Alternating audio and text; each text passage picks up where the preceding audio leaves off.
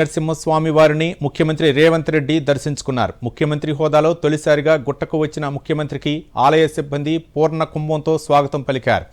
బ్రహ్మోత్సవాల తొలి రోజున సతీ సమేతంగా యాదాద్రీశ్వరుడికి సీఎం రేవంత్ రెడ్డి ప్రత్యేక పూజలు చేశారు.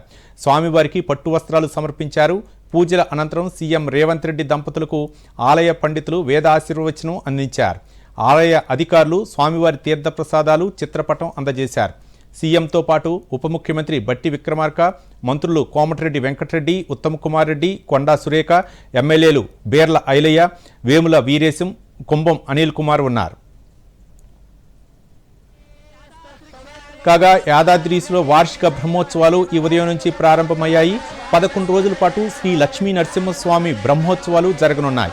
ఇందులో భాగంగా తిరుమంజనంతో గర్భగుడిని శుద్ధి చేశారు. ఈ బడ్జెట్లో 60 లక్షల రూపాయలు విద్యుత్ అలంకరణకు కేటాయించారు.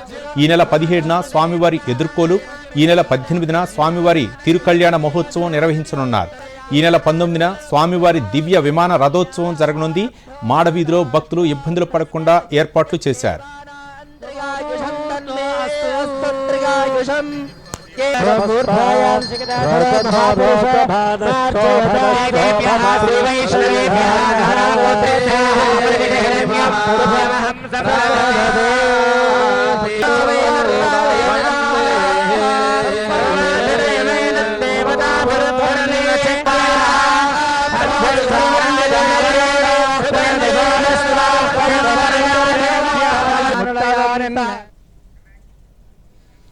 ఎన్నికలకు ముందు ప్రకటించిన 6